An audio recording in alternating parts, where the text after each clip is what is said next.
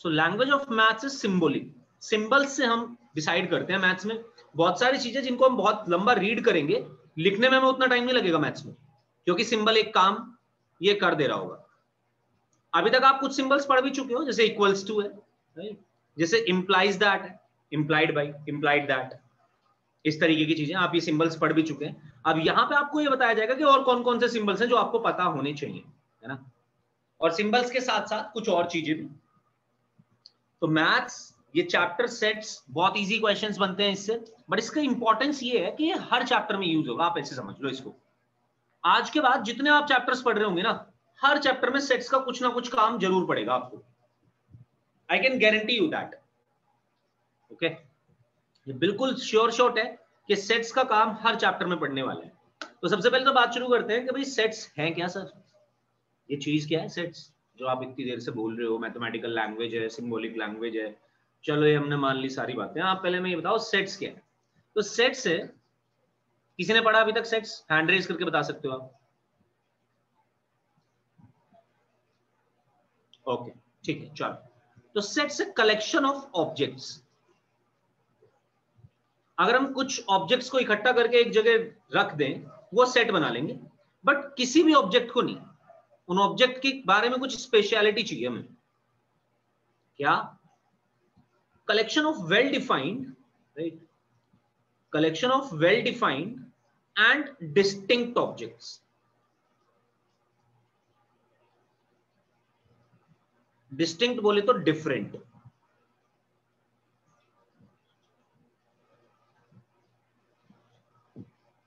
So collection of well defined and distinct objects. चलो distinct तो हमें पता है, डिफरेंट, अलग अलग ऑब्जेक्ट्स हैं अगर हमारे, और वेल डिफाइंड है तो उनके कलेक्शन को हम सेट बोल देते हैं। But these two words are very important. Distinct is easy, but well defined is tougher to understand. क्या होता है वेल डिफाइंड? इस चीज को हम एक क्वेश्चन से समझते हैं। एंड क्वेश्चन इज, क्या सभी लोग क्रिकेट देखते हैं? पहले तो ये बताओ। Yes sir. अच्छा चलो, तो मेरे को एक बात बताओ, who do you think is the best cricketer? सबको आंसर देना है इसका, फिर मैं भी आंसर दूंगा, सब अपना अपना आंसर दे सकते हैं। सर ऋषभ पंत। ऋषभ पंत, ठीक है। और कोई? अंशिका?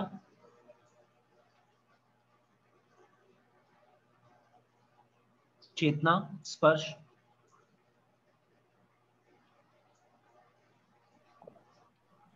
विराट कोहली सर। विराट कोहली, ठीक बात है। स्पर्श? अंशिका बता दो जरा कुछ आंसर, कोई भी, whichever guy you like the most। देखते ही नहीं हो क्रिकेट? No sir. अच्छा चलो, क्या हॉबी है अंशिका और स्पर्श, बताओ, मैं भी अपना आंसर देता हूं तब तक। स्पर्श तो कनेक्ट ही नहीं हो पा रहा है, इसके तो साथ प्रॉब्लम ही होगी।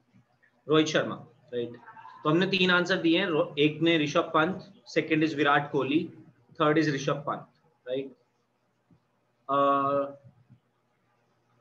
चलो एक और क्वेश्चन आपको देता हूं जो कि शायद आप इसका आंसर कर पाओ। Who do you think is the best Bollywood movie? Which of the movie in Bollywood do you find the best?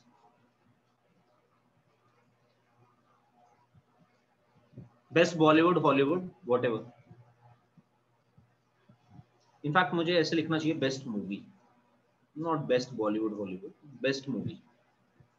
आपको कौन सी लगती है सबसे अच्छी मूवी, बताइए जी। इसका आंसर कर सकते हैं Vanshika.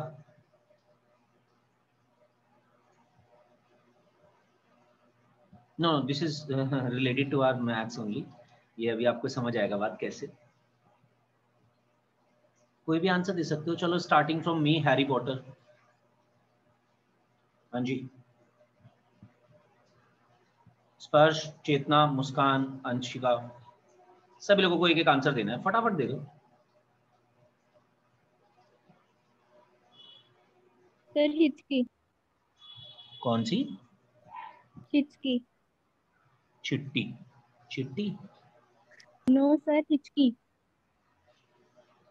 Oh, can you guys give me the answer in chat? आप मेरे को चैट पे आंसर दे सकते हो, सभी लोग फटाफट दे दो, क्योंकि ये चीज थोड़ी ऐसी है, हो सकता है मैंने मूवी ना देखी हो।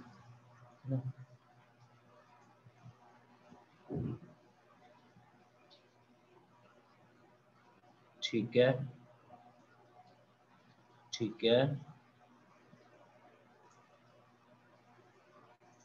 अच्छा ओके, ठीक है।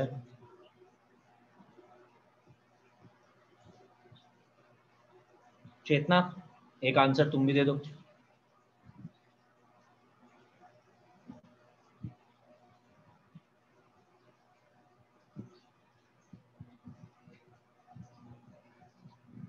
ठीक है,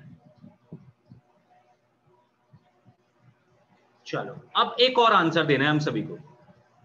first two natural numbers,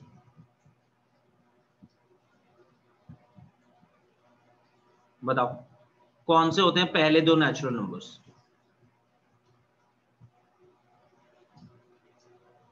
starting from मुस्कान।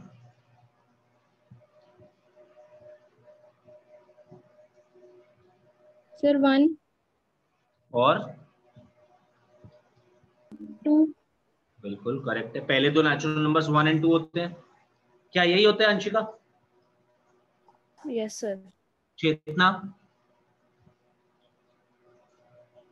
स्पर्श?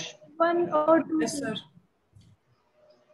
Right, 1 and 2 are the first two natural numbers. Right, ये देखो इसका आंसर हमने दिया, पांचों के पांचों लोग का आंसर सेम है। इनफैक्ट जो भी मैथ्स जानता होगा, अगर मैं उससे पूछता हूं पहले दो नेचुरल नंबर्स, तो सभी लोग बताएंगे 1 and 2। राइट, हमेशा 1 और 2 ही रहेंगे पहले दो नेचुरल नंबर। बट अब अभी जब मैंने ऊपर वाले दो क्वेश्चंस पूछे थे, बेस्ट क्रिकेटर का क्वेश्चन पूछा, तो बेस्ट क्रिकेटर सबका अलग अलग हो सकता है, ये अपनी पर्सनल चॉइस है। बेस्ट मूवी सबकी अलग अलग हो सकती है, बेस्ट म्यूजिशियन पूछ सकता था मैं, बेस्ट सुपर हीरो पूछ सकता था मैं, या बहुत सारे क्वेश्चंस बन सकते हैं।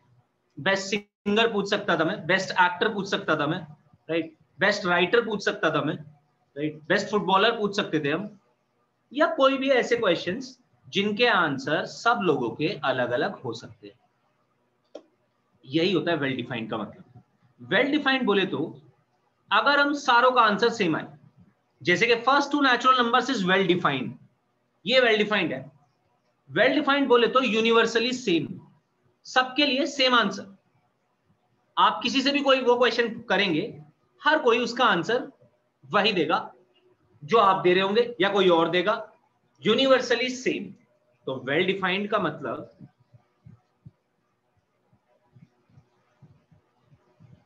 जो बात फैक्चुअली करेक्ट हो।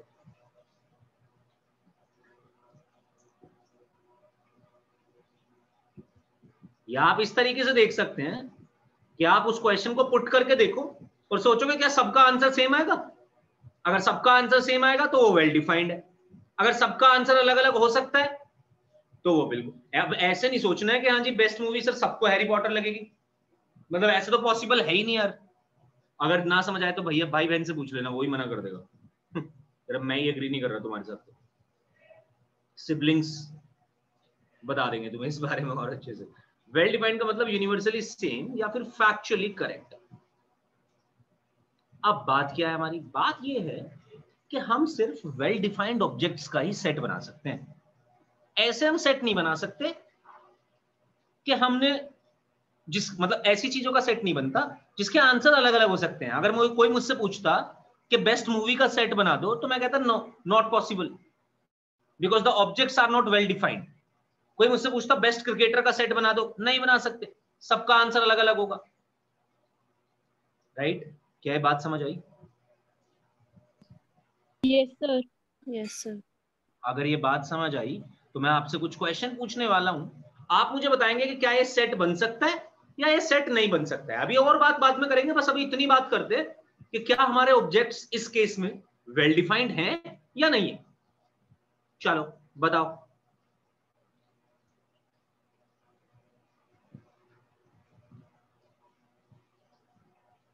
क्या इनका सेट बन सकता है भाई? जो लोग एग्री कर रहे हैं यस,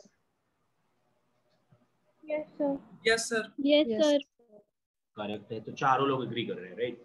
ओके, बिल्कुल सही बात है यार। आप किसी से भी पूछेंगे वोवेल्स इन इंग्लिश अल्फाबेट, तो आंसर क्या होना चाहिए? कोई भी बता दो, vowels in English alphabet, AEIOU, right? ये तो होते हैं वोवेल्स। यस। ओके, तो अगर हम किसी से भी ये क्वेश्चन पूछते हैं वोवेल्स इन इंग्लिश अल्फाबेट, बिल्कुल वेल डिफाइंड है जी ऑब्जेक्ट्स, कोई दिक्कत वाली बात नहीं है, क्योंकि सब लोग इसका आंसर सेम देंगे, यूनिवर्सली सबके लिए सेम है। जिसने भी इंग्लिश पढ़ी है वो जानता है वोवेल्स कौन कौन से होते हैं, जिसने नहीं पढ़ी उसके बारे में तो हम बात ही नहीं कर रहे, बट सब लोगों का आंसर सेम होगा। अच्छा, ये बताओ जरा, क्या ये सेट बनाएगा?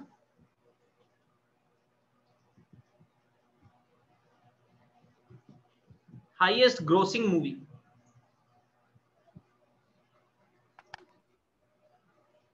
मतलब वो मूवी जिसने सबसे ज्यादा पैसा कमाया हो, बेसिकली इसका ये मतलब है।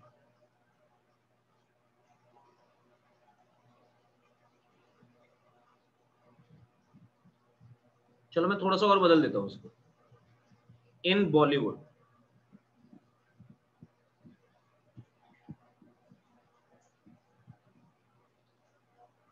Highest grossing movie in Bollywood, yes set sir. बनेगा कि नहीं? Sparsh, you are not audible. Yes sir, बनेगा। अच्छा, बनेगा। हाँ जी, और कोई? Yes, sir. अच्छा, अंशिका बनना चाहिए, मुस्कान, चेतना, क्या होना चाहिए, बनेगा कि नहीं बनेगा? क्या Sir, objects I well think defined है?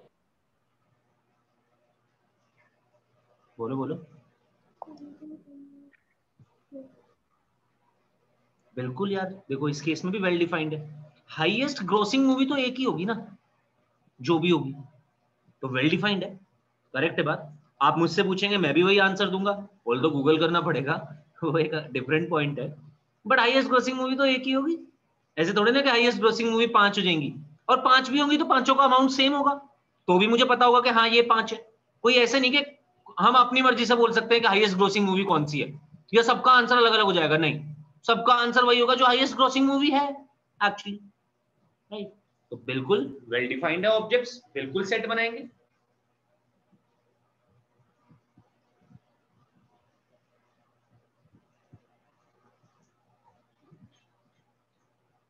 अच्छा जी, चलो 2 क्वेश्चन और है तुम्हारे लिए, आप इसका आंसर मेरे को चैट पे दे सकते हैं सभी लोग।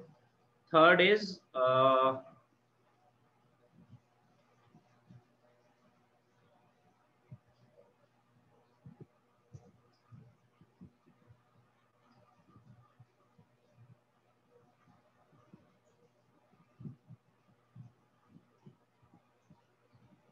and fourth is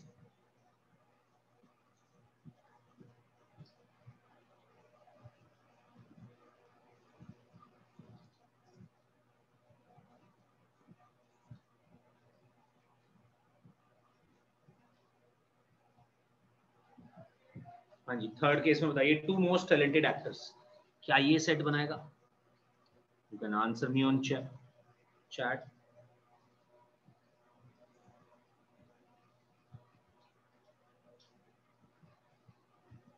थर्ड और फोर्थ दोनों के लिए बताओ, 2 मोस्ट टैलेंटेड एक्टर्स, क्या ये वेल डिफाइंड ऑब्जेक्ट्स हैं? Students of a particular class, कोई भी एक क्लास दे दी गई है आपको कि ये क्लास है, ये पर्टिकुलर क्लास है, ये डीपीएस पानीपत की ये वाली क्लास 11th ई, इसके जो स्टूडेंट्स हैं।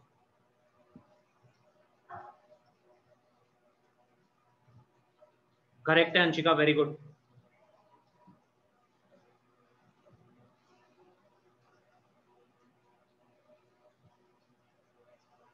करेक्ट है स्पर्श, गुड।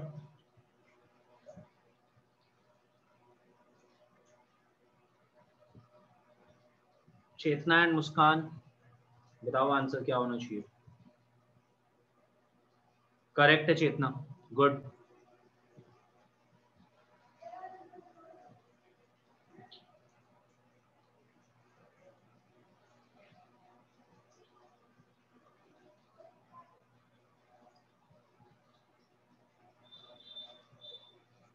चेतना बताओ थर्ड वाले में क्या होना चाहिए, क्या बात समझ आई तुम्हें?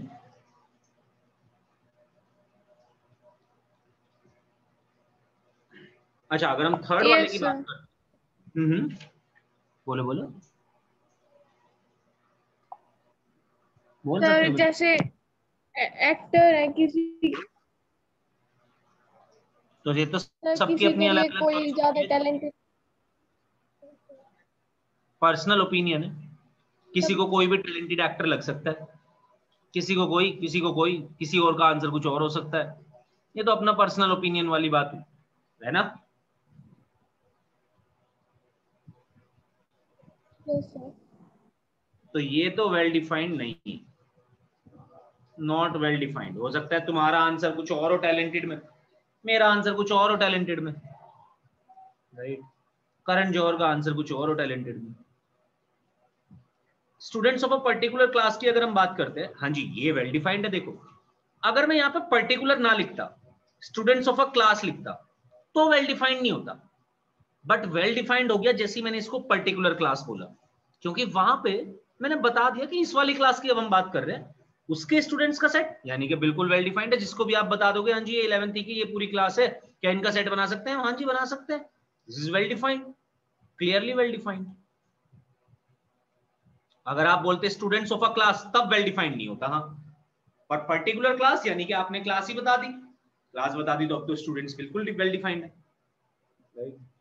इस तरीके से हम ये पहचान सकते हैं कि क्या हमारे ये ऑब्जेक्ट्स सेट बनाएंगे या नहीं बनाएंगे। ये तो सिर्फ इतनी सी बात थी।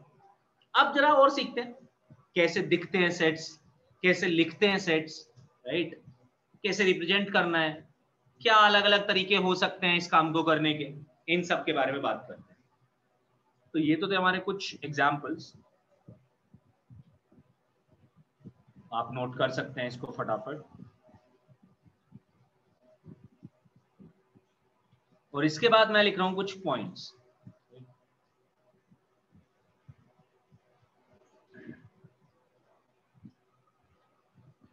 तो वेल डिफाइंड ऑब्जेक्ट्स का सेट बनाया जा सकता है। अब सेट को बनाना कैसे है, लिखना कैसे है, वो सब चीजें बात उस पर बात करते हैं। तो sets are represented by capital letters, यानी कि आप किसी भी सेट का नाम कैपिटल लेटर से देंगे।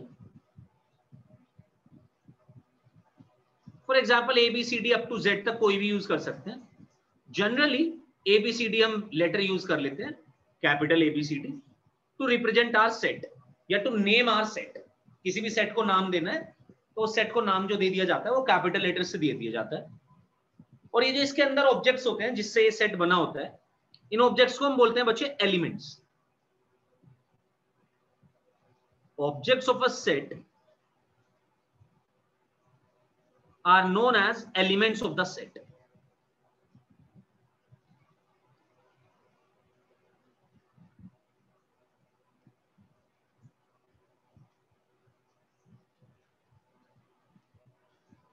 Objects of the set are known as elements of the set. Objects को ही हम एलिमेंट्स भी बोल सकते हैं, right.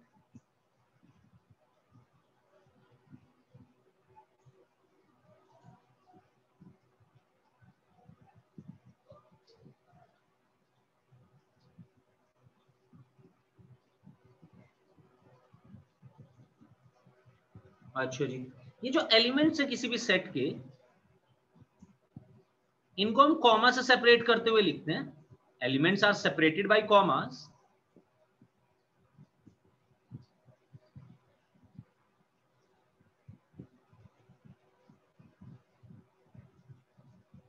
and are enclosed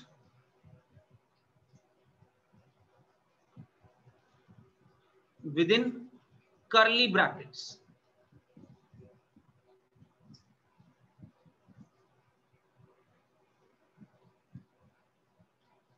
Total number of elements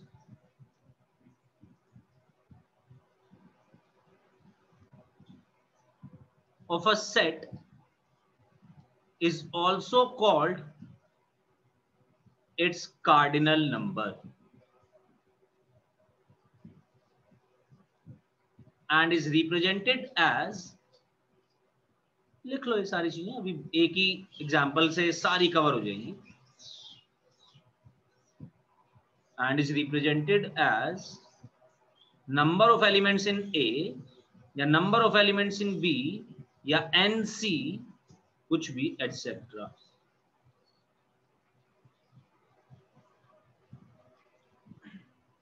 अब बात करते हैं क्या हमने इतनी देर में बताई है ये चीजें. एक ही एग्जाम्पल से सारी चीजें क्लियर हो जाएंगी. पहले आप यहां तक नोट करो.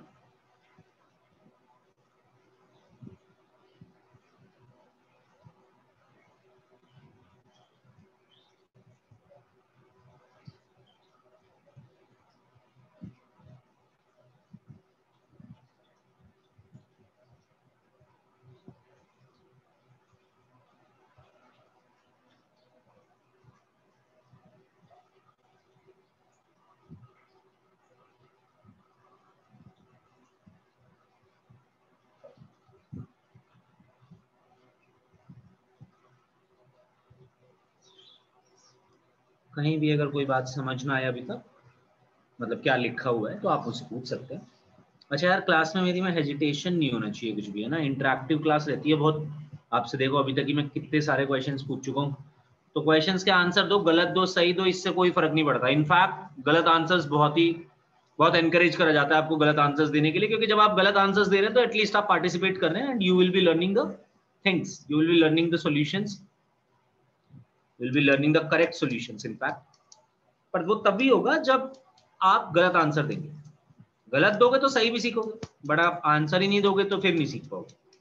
तो अपनी क्लास में कोई दिक्कत वाली बात नहीं है, आंसर देने, इंटरेक्टिव रहना है, क्वेश्चंस पूछने जो आपको लगता है, जहां भी डाउट है पूछो बिना हेजिटेशन. कोई लैंग्वेज बैरियर, कोई कम्युनिकेशन बैरियर नहीं होना चाहिए अपन के बीच.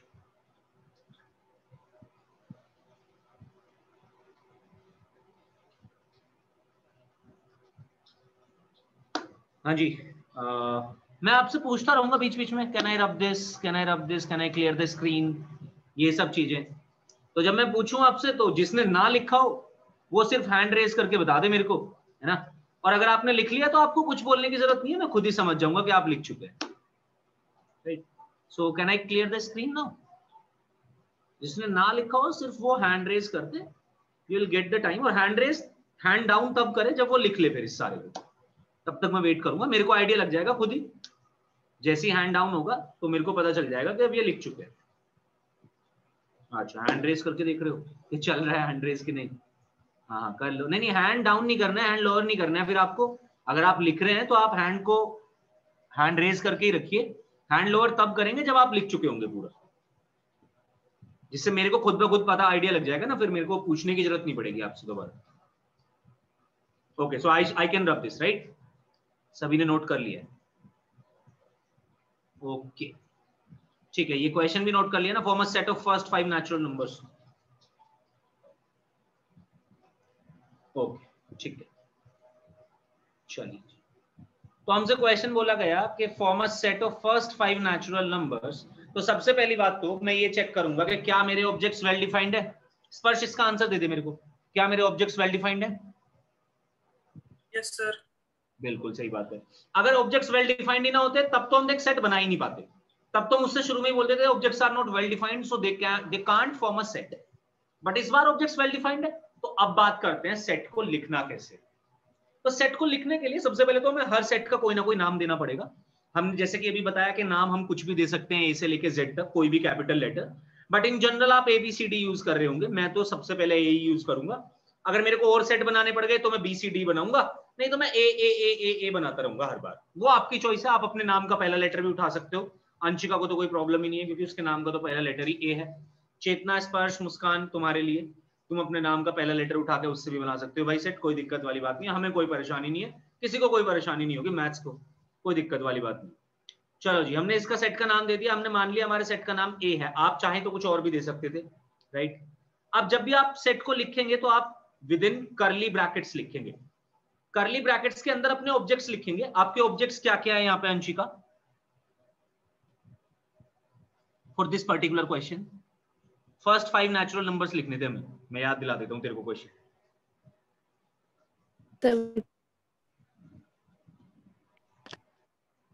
तेरी आवाज बीच में क्रैक हो गई, फिर से बोल। सर 1 2 3 4 5। करेक्ट है बिल्कुल। हमारे ऑब्जेक्ट्स हैं 1 2 3 4 5, राइट। हम इन सारे ऑब्जेक्ट्स को कॉमा से सेपरेट करते हुए लिखेंगे विद इन करली ब्रैकेट्स। ये हो गई भैया हमारी सेट की रिप्रेजेंटेशन। क्या ये बात क्लियर है चेतना?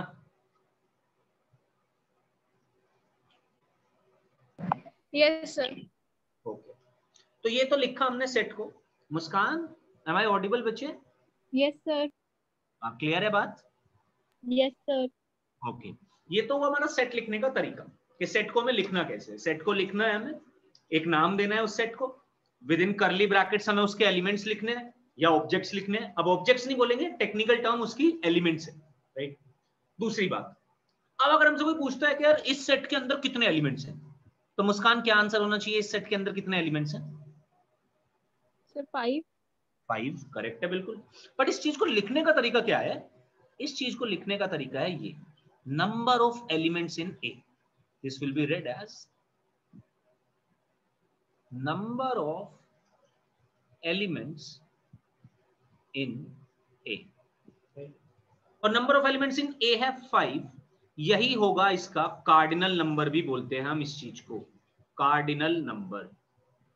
तो अगर मैं आपसे पूछता हूं इस सेट का कार्डिनल नंबर, तो आप बोलेंगे 5। अब मैं आपसे एक और क्वेश्चन का कार्डिनल नंबर, एक और सेट का कार्डिनल नंबर पूछता हूं,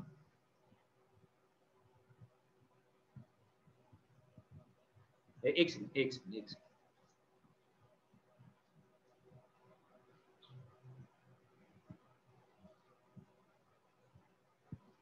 हाँ जी, क्या है इसका कार्डिनल नंबर? चेतना बता दे मेरे को इसका आंसर।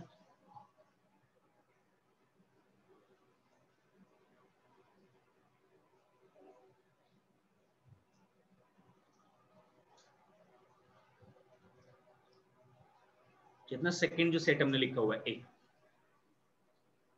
सर 9। 9, हाँ करेक्ट है बिल्कुल बात। यानी कि नंबर ऑफ एलिमेंट्स अगर इस सेट के 9 है तो इसका कार्डिनल नंबर भी हो गया 9। ठीक है जी। तो अब हमने क्या क्या सीख ली? 2 चीजें सीख ली। एक, सेट का रिप्रेजेंटेशन कैसे करना है, नाम कैसे देना है। दूसरा, सेट को लिखना कैसे। ठीक है जी। और तीसरा ये भी सीख लिया कि वेल डिफाइंड ऑब्जेक्ट्स क्या होते हैं, और हम सिर्फ वेल डिफाइंड ऑब्जेक्ट्स का ही सेट बना सकते हैं। अगर आप हमसे ऐसी चीजों का सेट बनवाने के लिए बात कर रहे हैं जो वेल डिफाइंड नहीं है, तो उसका हम सेट नहीं बना पाएंगे जी, सॉरी। थोड़ा सा आगे बढ़ते हैं जरा। एक और इंपॉर्टेंट पॉइंट उसी में जो अभी तक हम कर रहे थे,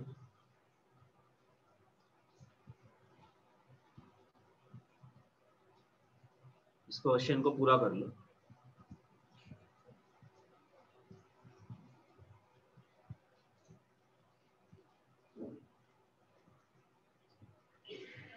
find cardinal number of the set. एक और इंपॉर्टेंट बात कि अगर सपोज हमारा कोई एलिमेंट किसी सेट के अंदर आ रहा है, if x is an element of set A,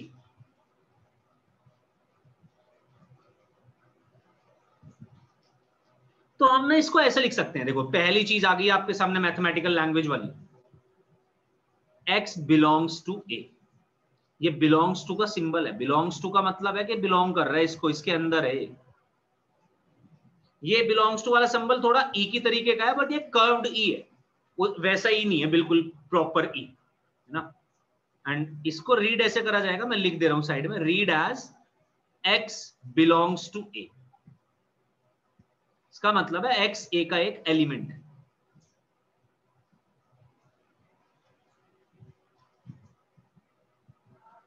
similarly, अगर x A का एलिमेंट नहीं है, if x is not an element of set A, then we write x does not belong to A. x does not belong to A। यार देखो, जब भी हमें not लगाना होता है ना मैथ्स में, ये अब सिंबॉलिक लैंग्वेज है, हम पूरा सिंबल्स के बारे में ही पढ़ रहे हैं, तो मैं आपको यहां से कुछ कुछ जनरल चीजें भी बताता चलूंगा। आपको याद है इक्वल्स टू और नॉट इक्वल्स टू में क्या डिफरेंस होता था? सिर्फ यही तो होता था, इक्वल्स टू को कट कर दिया करते थे हम, राइट, तो नॉट बन जाता था। जब भी कभी आपको मैथ्स में नॉट दिखाना है, not equals to, not belongs to, right, तो आप उस सिंबल को कट कर देंगे अगर, तो इसका मतलब नॉट हो जाएगा कि वो चीज नहीं हो रही। तो अगर x बिलोंग्स टू ए ऐसे लिख रहे थे हम, तो x does not belong to A को हम ऐसे लिखेंगे। मैं थोड़ा सा और सुंदर बना देता हूँ यार, इसको कंफ्यूज मत होना। वही ई था, बस उसको कट कर दिया गया। और इसको हम रीड ऐसे करेंगे, read as x does not belong to ए।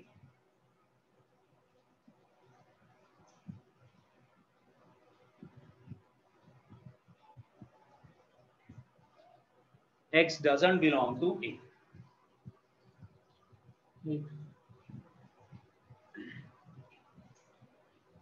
जैसे कि सपोज ये जो ऊपर वाला क्वेश्चन लिखा हुआ है, ये यहाँ पे इस क्वेश्चन की बात कर रहा हूं, तो मैं यहाँ पे बोल सकता हूं 1 बिलोंग्स टू ए, क्योंकि 1 ए के अंदर आ रहा है।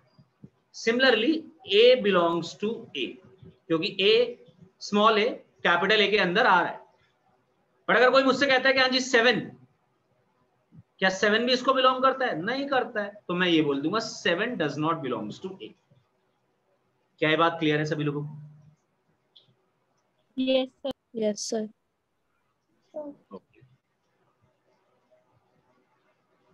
ठीक है, तो अगर कोई एलिमेंट हमारा सेट के अंदर आ रहा है तो उसको हम बिलोंग्स टू में दिखा देते हैं, जी ये बिलोंग्स टू है। नहीं आ रहा है तो हम कह देते हैं does not belong to this set. आइए अब एक क्वेश्चन करते हैं इसी में।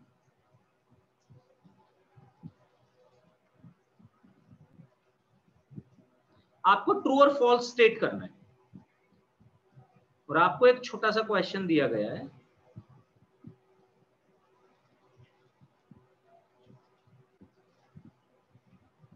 इसका कार्डिनल नंबर बताएगा कोई मेरे को?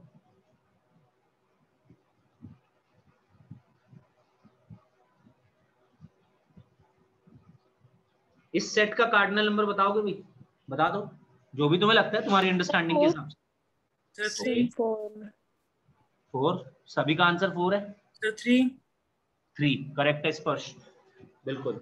देखो अंशिका, मुस्कान, दोनों मेरी बात सुनो। तुम्हारा आंसर तुम्हारी अंडरस्टैंडिंग के हिसाब से बिल्कुल करेक्ट है, कोई दिक्कत वाली बात नहीं। बट हमारी अंडरस्टैंडिंग के हिसाब से करेक्ट नहीं है, वो अलग बात है, वो समझा देते हैं अभी। क्या यहाँ पे ना देखो, एलिमेंट्स जो देखे जाते हैं वो एलिमेंट्स बड़े वाला जो बाहर जो ब्रैकेट लगा हुआ है उसके अंदर एलिमेंट्स हैं, राइट।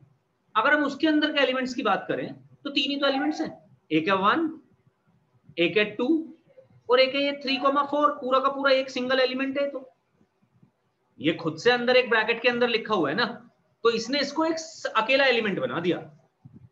ऐसे नहीं बोल सकते हम कि 3 belongs to A and 4 belongs to A, no. यानी कि इसका कार्डिनल नंबर होगा 3। सिर्फ इसके अंदर 3 एलिमेंट्स हैं, एक एलिमेंट है 1, एक एलिमेंट है 2, एक एलिमेंट है 3,4। तो पहला एग्जांपल है, पहले मेरे साथ करो। तो मान लो मेरे से ये पूछता है 1 बिलोंग्स टू ए, करेक्ट है जी, फॉल्स है, ट्रू है, फॉल्स है, बताओ। करते चलो, मैं बताता जाऊंगा। ट्रू है, बिल्कुल ट्रू है। ये तो आसान सी चीज थी कि जी 1 बिलोंग कर रहा है, एक हाँ जी बिल्कुल कर रहा है।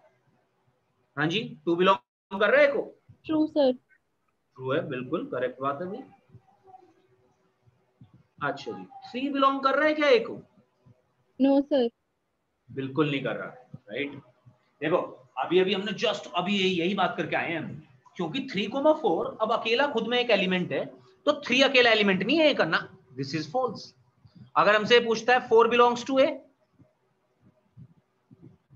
False, sir. No, sir. Correct बात है, बिल्कुल फॉल्स है। अच्छा चलो एक और क्वेश्चन, एक और क्या, अभी तो इसमें बहुत सारे क्वेश्चन आने हैं, फिर एक और क्वेश्चन आना है पूरा प्रॉपर तुम्हारे साथ। Can I wrap this guys?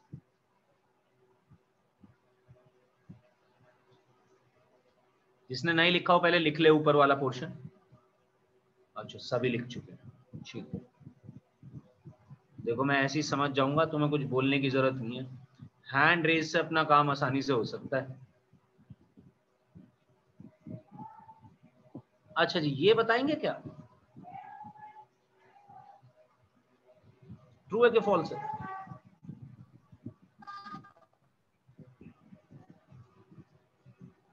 Sir, true. Sir, true. Okay, Chetna स्पर्श?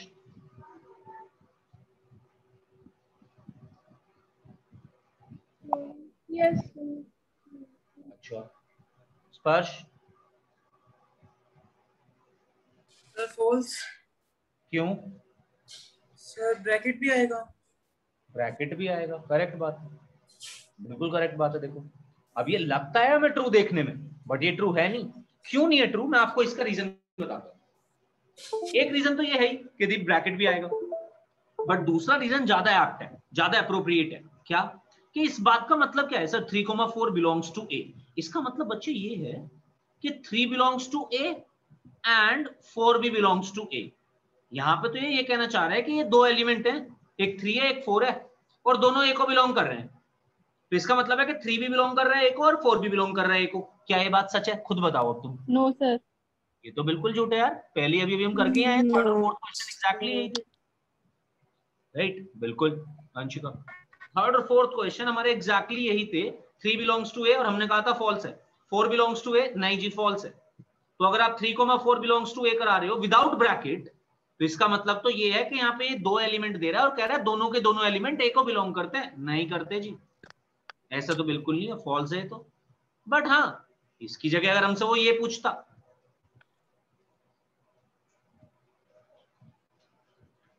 तो ये बिल्कुल ट्रू है, क्योंकि अब ये अकेला एलिमेंट बन चुका है। 3,4 बिलोंग कर रहा है ए के अंदर आ रहा है। हाँ जी करेक्ट है बात। अच्छा एक और आंसर तो चलो।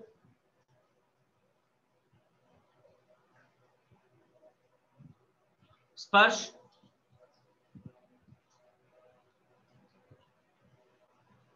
Sir false. Sir false. बिल्कुल करेक्ट बात है, फॉल्स। क्योंकि देखो 3,4 देता तो करेक्ट था, बट 1,4 तो नहीं है यार। नहीं नहीं नहीं नहीं नहीं नहीं नहीं नो। तो बात समझ आने लगी है तुम्हें कि नहीं? Yes sir. चलो फिर एक और दे दो आंसर।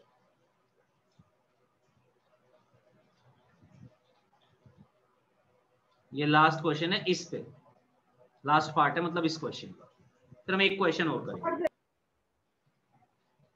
मुस्कान फिर से बोलो। Sir true. True, okay. Anshika? Chetna? Sparsh? sir, true. Sir true. Chetna?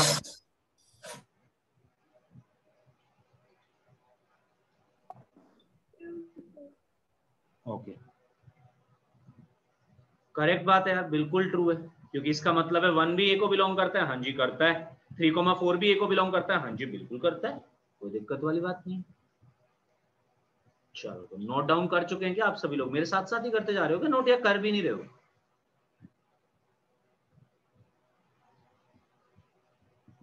Can I also rub this नीचे वाला क्वेश्चन सॉल्यूशन?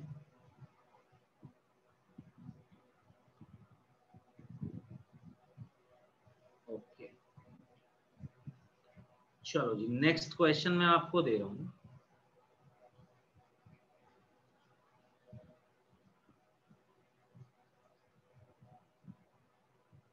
इस क्वेश्चन को नोट करते हुए इसका एन जरूर लिख लेना।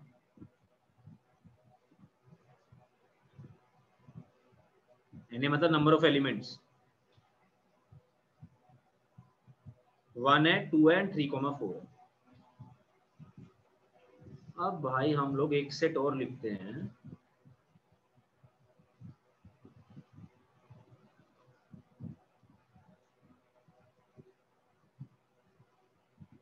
और आप मेरे को पार्ट्स के हिसाब से चैट बॉक्स में, या फिर आप जैसे चाहें वैसा आंसर देते चले जा सकते हैं, कोई दिक्कत वाली बात नहीं है।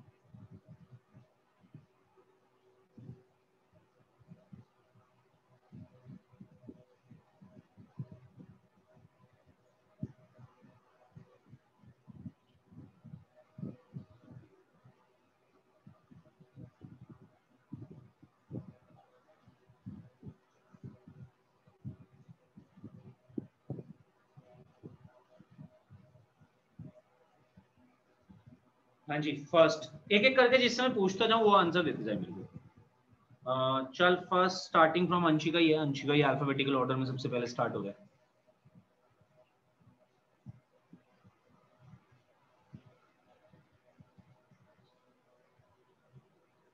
कर लो नोट, सॉल्व कर लो and then start telling me the answer.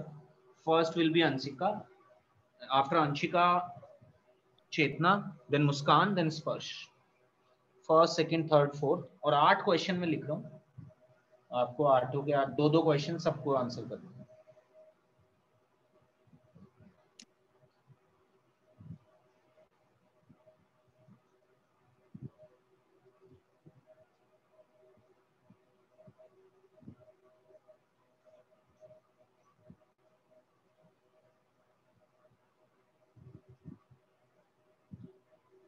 हाँ जी अंशिका बताओ। First Sir, true.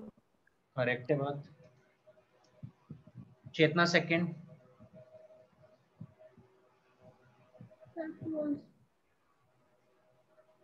अच्छा 8 तो ये ऑलरेडी थे मुझे लगता है, ये तो 9th हो गया। अच्छा आप मुझे ऐसे भी भेज सकते हैं जैसे स्पर्श ने मेरे को आंसर भेज दिए चैट में। चेतना सेकंड इज ट्रू,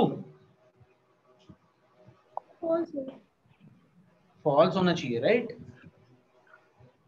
क्योंकि 4 हमारा बिलोंग नहीं कर रहा है ए को। 4,5 टोटल बिलोंग कर रहा है ए को, वो भी ब्रैकेट्स के साथ राइट। बोल बच्चे, बात समझ आई तेरे को?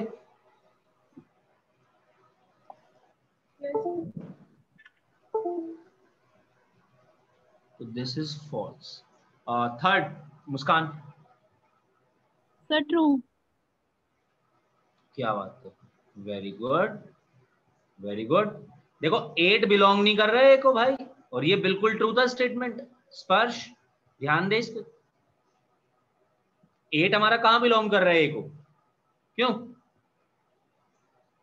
और इसमें भी यही बोला है 8 does not belong to A. Correct है, ट्रू है स्टेटमेंट। स्पर्श क्या ये बात समझ आई? Yes sir. Okay fourth, fourth answer Sparsh को देना था। मैं चेक कर लेता हूँ, एक सेकंड रुको। क्या है फोर्थ? 6 को से अच्छा करेक्ट। क्या है? ट्रू है। Yes sir. क्यों ट्रू है? द फोर्थ नहीं, फॉल्स फॉल्स। फॉल्स है बिल्कुल। अगर 6,7,8 होता तो ट्रू था, है ना? Yes sir. ओके ठीक है। Fifth Anshika.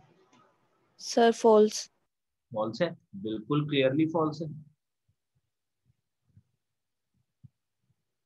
Sixth Chetna. True sir. True क्यों है? ट्रू सोच सर। ट्रू है चेतना। सर 6, 7, 8 6, 7, 8 चेतना, एक ब्रैकेट के अंदर अगर हम सिंगल एलिमेंट की तरह देखते हैं तो अच्छा। सिक्स का आंसर क्या दिया? अरे बिल्कुल करेक्ट, करेक्ट। मेरे को लगा ये बिलोंग्स टू ए दे रखा है। करेक्ट है एकदम ट्रू, क्योंकि ना ही सिक्स। देख ले इस पास ये वाला क्वेश्चन भी। क्लियर है क्या तेरे को ये, या मैं समझाऊं? सर क्लियर है। ओके तो 6, 7, 8 अगर एक ब्रैकेट के अंदर दिए होते तो बिल्कुल बिलोंग्स टू कर रहे होते, बट क्योंकि इसने अलग अलग दिए तो ये कहना चाह रहा है 6 भी बिलोंग कर रहा है को, मतलब 6 भी बिलोंग नहीं करता है को, जो कि करेक्ट है। 7 भी बिलोंग नहीं करता है को, जो कि बिल्कुल करेक्ट है। और 8 भी बिलोंग नहीं करता है को, बिल्कुल करेक्ट है। तीनों केस ट्रू है, तो आंसर ट्रू होना चाहिए। सेवेंथ स्पर्श का आंसर क्या है? सेवेंथ का false. 4,5 and 6 belongs to A, correct बात है। बट क्या तेरे को ये समझ आया क्यों फॉल्स है स्पर्श? Yes sir. बता क्यों फॉल्स है? सर क्योंकि 4,5 तो बिलोंग कर रहा है, सर लेकिन 6 नहीं कर रहा।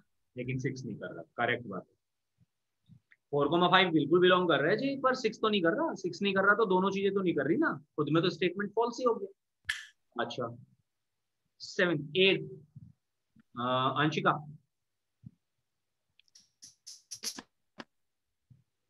तो मुस्कान का नंबर था मुझे लगता है शायद। Yes sir. हाँ बताओ। Sir true. 8 करेक्ट बात है भाई बिल्कुल। बिल्कुल ट्रू है। क्यों क्यों ट्रू है? किसने बनाया इसको ट्रू? एक बार ये बता दे मुझे मुस्कान। Sir, because 4 is in bracket. 4 is in bracket, also 7। Yes, sir. 4 और 7 दोनों ही हमारा बिलोंग नहीं करते, और उन दोनों की वजह से ये ट्रू हो गया। बट नहीं, एक सेकंड, सॉरी, क्वेश्चन तो कुछ और था। मुस्कान एक बार फिर से देख क्वेश्चन को। डज नॉट बिलोंग टू ही तो दे रखा है, 4 भी बिलोंग नहीं करता, 7 भी नहीं करता, दिक्कत क्या है? साइन देख, डज नॉट बिलोंग टू का है, तो 4 भी नहीं करता है बिलोंग, Yes, sir. देखो 7 भी नहीं करता है, Sir, तो but प्रॉब्लम 3 करता है. बट 3 करता है, एग्जैक्टली। और 3 करता है, और इसने बोला है 3 डज नॉट बिलोंग टू ए, तो क्या होना Yes, चाहिए था sir. स्टेटमेंट? ट्रू के फॉल्स? True, sir. ट्रू क्यों होना चाहिए था? फॉल्स होना चाहिए था। मुस्कान, इसने बोला 4 belong does not belong to A, correct है जी बात, 4 does not belong to A. 7 does not belong to A, correct है जी बात, 7 does not belong to A. But 3 belongs to A बच्चे, और इसने Yes, बोला sir. आ गया समझ. तो यानी कि फॉल्स होना चाहिए। क्लियर है Yes, बच्चों? sir. Okay, Yes, sir. ठीक है। चल तू ही बता मेरे को 9th भी, ये 9th है, 8th नहीं है वैसे, मैं इसको चेंज कर देता हूँ। तुम्हें बताना है मेरे को 9th क्वेश्चन भी, 9th इज करेक्ट और नॉट, ट्रू और फॉल्स।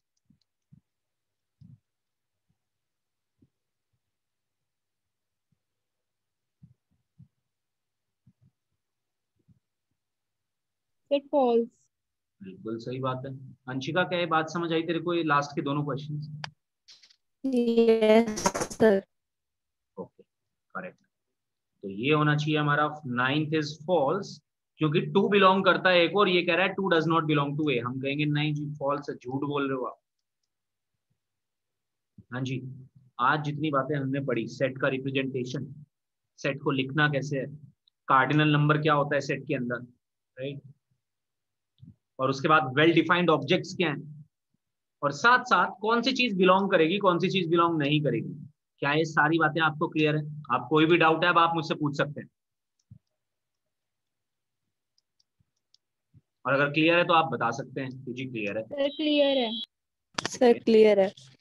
ये सर क्लियर है। Clear है, Okay. sir. चलो, वेरी गुड। अब इससे आगे का पार्ट हम लोग पढ़ेंगे नेक्स्ट क्लास में, राइट। आज के बेसिस पे हम लोग अपनी फर्स्ट एक्सरसाइज काफी अटेम्प्ट कर सकते हैं। थोड़ा बहुत चीजें आपको फर्स्ट एक्सरसाइज में ऐसी मिल सकती हैं, 1-2 चीजें जो आप शायद ना कर पाओ, बट आप काफी एक्सरसाइज एनसीईआरटी की फर्स्ट एक्सरसाइज अपनी फिनिश कर सकते हैं, राइट। और नेक्स्ट क्लास में मैं आपको बुक्स के बारे में भी बताऊंगा, थोड़ा कौन कौन सी बुक्स हमें फॉलो करनी चाहिए, क्या हमारा प्रोसीजर होगा पढ़ाई का, किस तरीके से पढ़ना है, राइट। तो वो सारी बातों के बारे में भी हम बात करेंगे, बट वो सब नेक्स्ट क्लास के